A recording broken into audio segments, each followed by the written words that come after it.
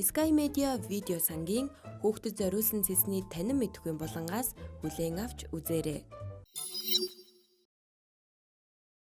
Wall Street Journal, Times, Sun зэрэг дэлхийн томоохон тогтмол хэвлэлүүдийн эзэмшигч, News корпорацийн гүйцэтгэх захирал, хэвлэл мэдээллийн салбарын магнат Rupert Murdoch Facebook-ийг үнэн зөв мэдээллээр хангахын тулд хэвлэл нийтлэгчдэд шимтгэл төлөх шаардлагатай хэмээн мэдэгджээ.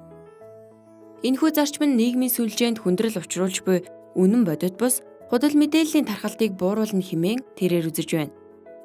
Facebook компани өнгөрсөн 7 хоногт хэрэглэгчдээсээ найдвартай хэмээн үздэг мэдээллийн их сурвалжийн талаарх судалгааг авч тэдгээрийг ирэмблэх гэж буйгаа мэдэгдсэн юм.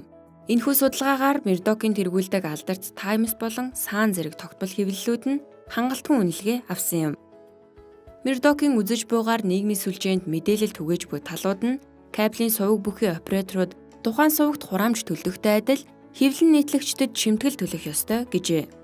Хэвлэл нийтлэгчид Facebook-ийн үндсийн бүрэн бүтэн байдлыг ил тодор өөрсдийн мэдээлэл контентоор дамжуулан сайжруулж байгаа ч эдгээр үйлчилгээнд хангалттай хэмжээний шан харамж өгдөггүй бөгөөд мэдээлэл дамжуулсан төлбөр нь Facebook-ийн ашиг орлогод багахан хэмжээний хувь нэмэр оруулах хэдий ч нөгөө талдаа хэвлэл нийтлэгчид сэтгүүлчдийн ирээдүйд чухал нөлөө үзүүлнэ хэмээн тэрээр онцолжээ. Америкийн нэгдсэн улсын Fox кабелийн сувгийг удирддаг тэрээр нийгэмдэх мэргэжлийн сэтгүүл зүйн үн цэнийг нэмэгдүүлэхэд бодит хөрөнгө оруулалт шаардлагатай хэмээн үздэг юм.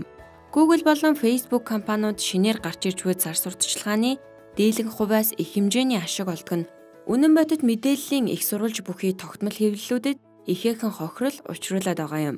Facebook компани мэргэжилтэн Самид Чакрабарти худал мэдээлэл тараагчдын нийгэмд учруулж буй хохирол их байгаа хэдий ч олон нийтийн альваг ялгаж салгаж ойлгох ухамсарт байдал энэ бүхэнд чухал нөлөөтэй болохыг онцолжээ.